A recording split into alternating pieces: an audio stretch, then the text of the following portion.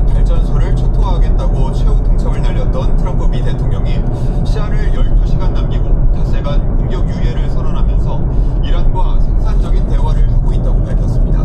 하지만 이란 매체들은 미국과 진행 중인 대화가 없다며 트럼프 대통령의 기만 전술이라고 비난했습니다. 요르단 암만에서 권준기 특파원입니다. 트럼프 대통령이 최후 통첩 시간을 불과 12시간 앞두고 자신의 SNS에 글을 올렸습니다. 지난 이틀간 미국과 이란이 중동 전쟁 해결을 위해 생산적 대화를 나눴다며 국방부에 향후 5일간 이란 발전소에 대한 공격 유예를 지시했다고 밝혔습니다. 그러면서 이번 주 내내 이란과 대화가 계속될 거라며 협상 결과에 따라 향후 공격 여부가 결정될 거라고 말했습니다.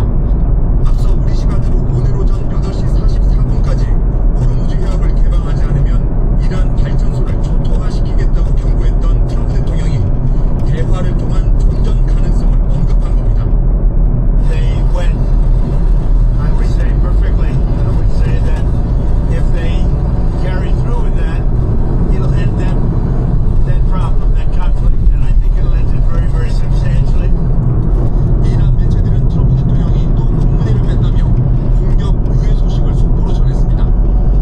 이란 외무부 소식통을 이용해 현재 이란과 미국 사이에는 어떠한 대화도 없다며 트럼프의 기만 전술이라고 비판했습니다.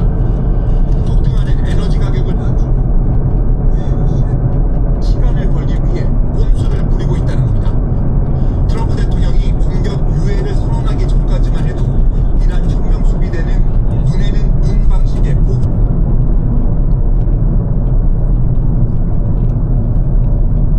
공격을 예고하며 호르무즈 해협에 기뢰를 뿌리겠다고 위협했습니다.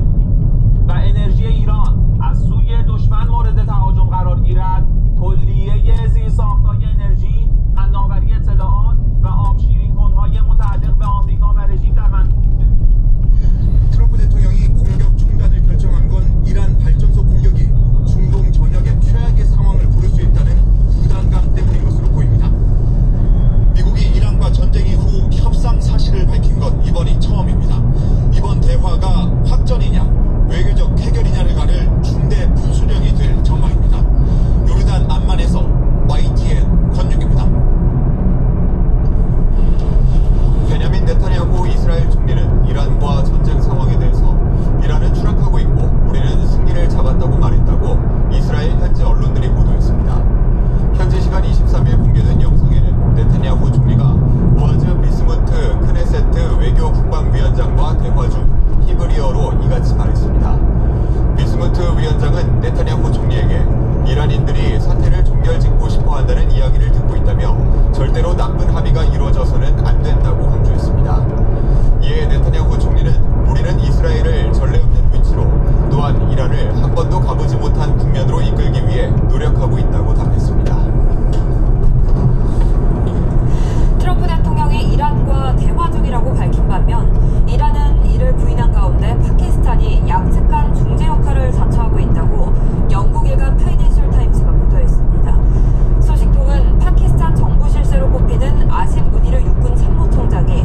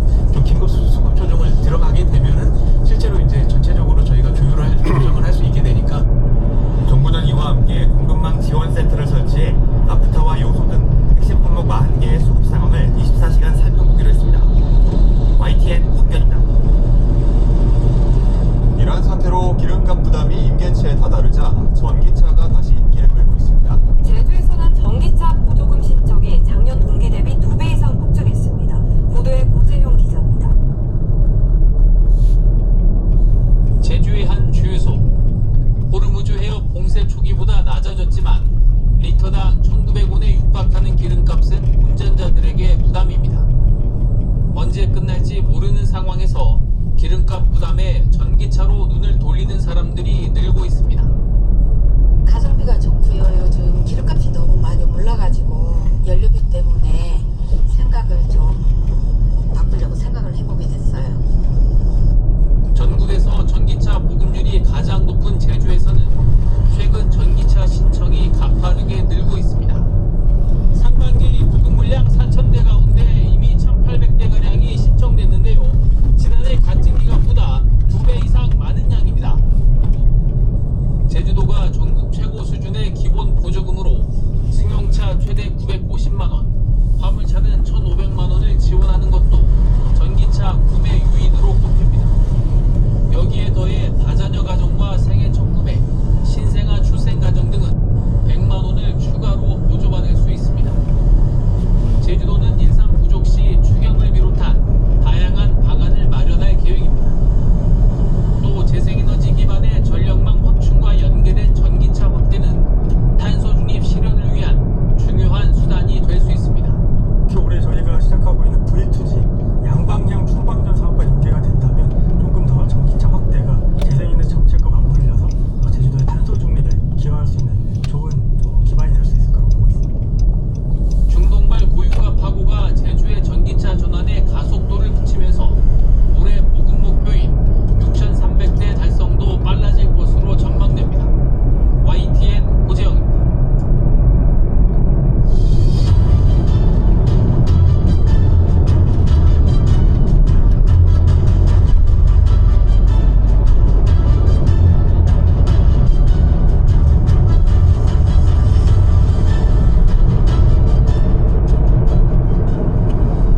사상자 74명이 발생한 대전 안전공업 화재와 관련해 경찰과 노동당국이 강제 수사에 나섰습니다. 사고 원인을 밝힐 합동 감식도 유가족이 참관한 가운데 진행됐습니다. 이상곤 기자입니다. 파란색 상자를 든 수사관들이 불이 난 안전공업 본사로 들어갑니다. 압수수색 나오신 거예요? 오늘 뭐 수사하시러 오셨나요? 경찰과 노동당국이 대전 문평동 안전공업 본사와 예화동 공장에 대한 압수수색을 벌였습니다. 안전공업 대표 등 임직원 10명의 휴대전화도 압수수색 대상에 포함됐습니다. 임직원들에게는 업무상 과실치사와 산업안전보건법 위반 혐의가 적용됐습니다. 수사관과 근로감독관 60명이 투입돼 안전과 소방 관련 자료를 확보한 것으로 전해졌습니다. 최초 화재가 발생하는 원인, 이후에 화재가 급격하게 감소된 부분, 그리고 다수의 피해자가 대피하지 못하는 부분, 그리고 지금까지 제기됐던 모든 의혹에 대해서 더더욱 면밀히 살펴볼 예정입니다. 화재 현장에서는 경찰과 국립과학수사연구원 등 관계기관의 합동감식도 진행됐습니다. 감식에는 유족 대표 2명도 참가됐습니다.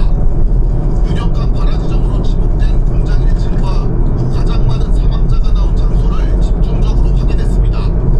1층 가옥 라인에 대해서 시설물 또는 구조물에 대해서 정확히 살펴볼 거고요. 또한 피해자분들이 많이 발견되신 휴게 시설에 대해서도 정밀하게 감식하겠습니다. 경찰과 노동당국은 압수물과 증거물 분석을 진행하면서 공장 관계자들을 참고인 신분으로 불러 조사할 계획입니다. YTN 이상곤입니다. 대전 안전공업 화재의 희생자 14명 가운데 13명의 신원이 확인됐습니다. 마지막 한 명에 대해선 DNA가 검출되지 않으면서 정밀 감정을 벌이고 있는데 현장 수색 과정에서 시신 일부가 추가로 발견되기도 했습니다. 김기수 기자입니다. 대전 안전공업 화재 사망자 가운데 13명의 신원이 확인됐습니다. 대전경찰청은 지문 분석을 통해 2명의 신원을 확인했고 이어 정밀 DNA 분석을 통해 11명의 신원을 파악했다고 밝혔습니다. 다만 나머지